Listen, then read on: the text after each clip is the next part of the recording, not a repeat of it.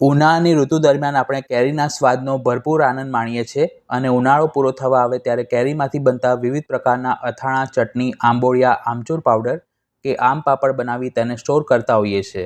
તો આજે આપણે માર્કેટમાં મળે તેવા જ સોફ્ટ અને ટેસ્ટી આમ પાપડ અને મસાલા આમ પાપડ બનાવીશું.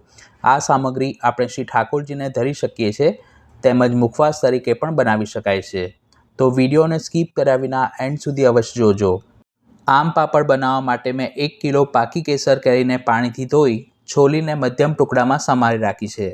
કેસર કેરીના બદલે તમે હાફૂસ કે બીજી કોઈ પણ સારી ક્વોલિટીની કેરી લઈ શકો છો, પરંતુ તે પાકી, સ્વાદમાં મીઠી, રેસા વગરની અને ડાઘ વગરની હોય તેવી જ લેવી.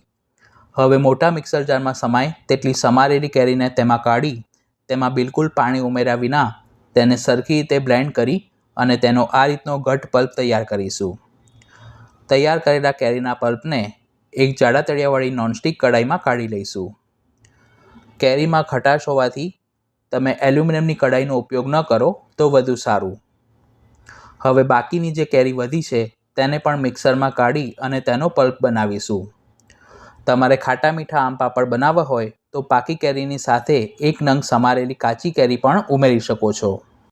હવે કેરીના પલ્પમાં 1 વાટકી અથવા તો 100 ગ્રામ ખાંડ ઉમેરી તાવેથા વડે સરખી રીતે મિક્સ કરી ખાંડ ઓગળે અને કેરીના પલ્પમાં પણ જે વધારાનું મોઇશ્ચર હોય તે થોડું બળી જાય ત્યાં સુધી તેને સ્લો ટુ મીડિયમ ફ્લેમ પર કૂક કરીશું.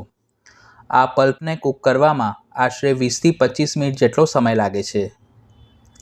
જો તમારે ખાટા મીઠા આમ પાપડ બનાવવા હોય અને તમારી પાસે કાચી કેરી ન પડી હોય તો તમે આ મિશ્રણમાં 2 મોટા લીંબુનો રસ પણ ઉમેરી શકો છો. 15થી 20 મિનિટ બાદ હવે મિશ્રણ ઘટ્ટ થઈ આ રીતે ખદખદવા લાગ્યું છે. આ રીતે તેમાંથી બબલ્સ થવા લાગે અને છાંટા ઉડે એટલે તરત જ ગેસ બંધ કરી દેવો. મિશ્રણને તમારે ઓવરકુક નથી કરવાનું, નહીંતર આમ પાપડ પ્રમાણમાં ચવડ બનશે. આ નાની નાની ટિપ્સ ફોલો કરશો તો તમે પહેલીવાર આમ પાપડ બનાવતા હશો તો પણ તે એકદમ પરફેક્ટ અને સોફ્ટ તૈયાર થશે.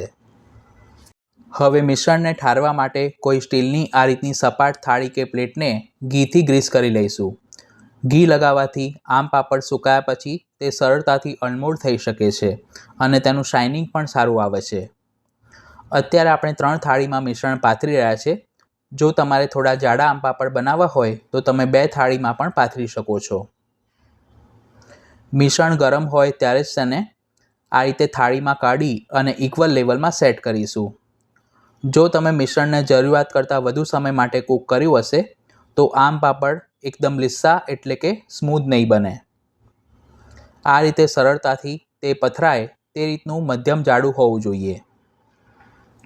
3 થાળીમાં મિશ્રણ કાઢી દીધા પછી તેને તડકામાં 2 દિવસ માટે મૂકી રાખવા અને બહાર ખુલ્લામાં મૂકો તો તેના ઉપર ચાળણી અથવા તો કપડું પાથરવું જેથી ધૂળ કે માટી ન ઉડે.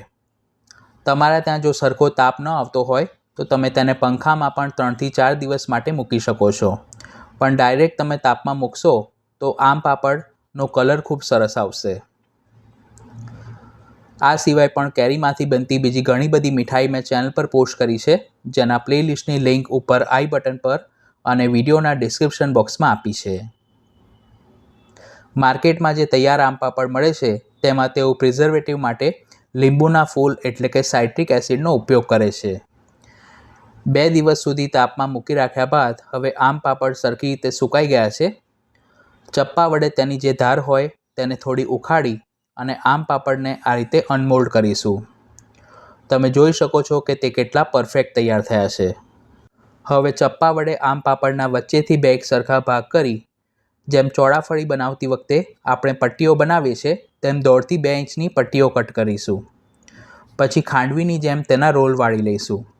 મિશ્રણ જો તમારું પરફેક્ટ રીતે કૂક થયેલું હશે તો આમ પાપડના રોલ એકદમ સોફ્ટ તૈયાર થશે. ચપ્પાના બદલે તમે તેને પિઝા કટરની મદદથી પણ કટ કરી શકો છો. ઘરમાં જો નાના બાળકો હોય તો તેમને મનગમતા શેપના પણ તમે આમ પાપડ બનાવી શકો છો. આ રીતે બનાવેલા આમ પાપડ આપણે 2 થી 3 મહિના સુધી રૂમ ટેમ્પરેચર પર સ્ટોર કરી શકીએ છીએ. જો તમારે તેને વધુ સમય માટે સ્ટોર કરવા હોય તો મિશ્રણને કૂક કરતી વખતે તેમાં 1/4 ટીસ્પૂન જેટલા લીંબુના ફૂલ એટલે કે સાઇટ્રિક એસિડ ઉમેરી શકો છો. જોતાં જ ખાવાનું મન થઈ જાય તેવા આમ પાપડ બનીને તૈયાર છે. હવે તેનો ઉપયોગ કરીને આપણે મસાલા આમ પાપડ બનાવીશું. તો એક પ્લેટમાં 2 ચમચી જેટલી બોરું ખાંડ અથવા તો દળેલી ખાંડ લેવી અને તેમાં 1 ચમચી જેટલો ચાટ મસાલો ઉમેરી મિક્સ કરીશું. ચાટ મસાલો ઘરે બનાવવાની રીત મેં ઉપર આઈ બટન પર અને ડિસ્ક્રિપ્શન બોક્સમાં આપી છે. હવે તૈયાર કરેલા મસાલામાં આપણે આમ પાપડ ઉમેરી બંને બાજુ સરખી રીતે મસાલો લાગે તે રીતે તેને કોટ કરીશું. પછી તેને એક પ્લેટમાં કાઢી લઈશું. માર્કેટમાંથી તૈયાર આમ પાપડ લાવીએ તો તે 400થી 500 રૂપિયા કિલો મળે છે, પરંતુ ઘરે આપણે સરળતાથી અને ઓછા ખર્ચમાં બનાવી શકીએ છીએ. તો ઉનાળાની સિઝનમાં તમે પણ આ આમ પાપડ ઘરે જરૂર બનાવજો. વિડીયો પસંદ આવી હોય તો તેને લાઇક અને શેર કરવાનું ન ભૂલશો. ચેનલ પર પહેલી વાર આવ્યા હો તો તેને સબસ્ક્રાઈબ કરી બાજુમાં આપેલા બેલ આઇકોન પર ક્લિક કરજો. ફરી મળીશું એક ઉપયોગી રેસીપી સાથે. Thanks for watching this video.